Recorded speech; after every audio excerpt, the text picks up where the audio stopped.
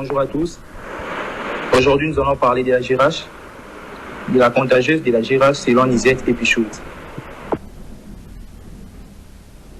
Je me présente au nom de Kapo Koumouamba Emmanuel, étudiant à l'Université protestante au Congo, en L2 LMD phasé.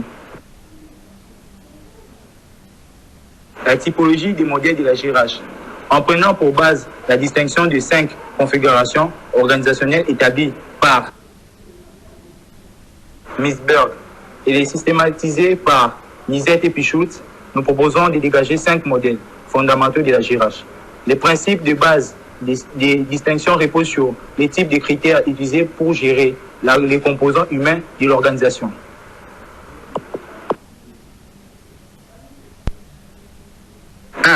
Modèle arbitraire.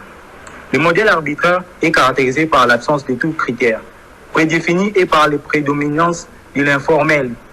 On s'étonnera donc pas de voir le principal domaine de la GRH, directement dépendant de la bonne volonté des patrons éclairés.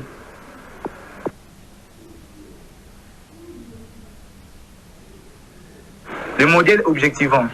Le modèle objectivant peut s'éteindre comme une tentative de systématisation de diverses dimensions caractérisées de la gestion des ressources humaines.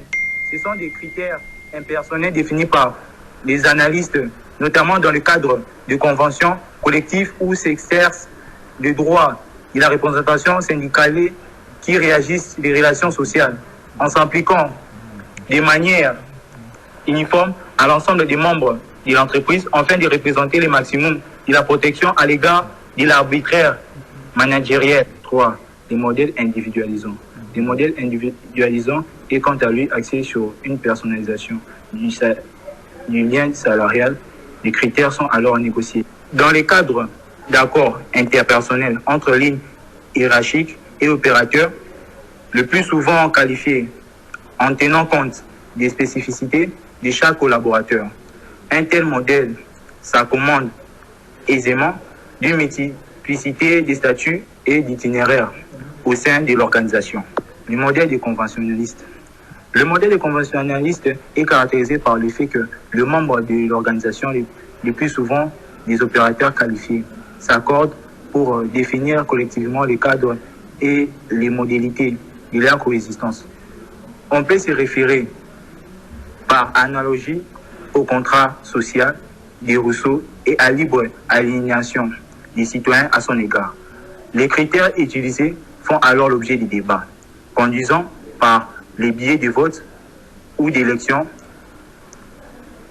mandat à la définition des normes provisoirement acceptées jusqu'à leur mise en question et leur redéfinition à l'occasion de nouveaux débats. Le modèle des valoriels. Dans le modèle des valoriels, les questions de recrutement, de rémunération, de promotion des temps, de travail n'apparaissent pas comme légitimes ou dignes d'intérêt, vu la prégnance des valeurs censées mobiliser le membre de l'organisation. La fonction ressources humaines y est donc envisagée sur un mode implicité, faisant largement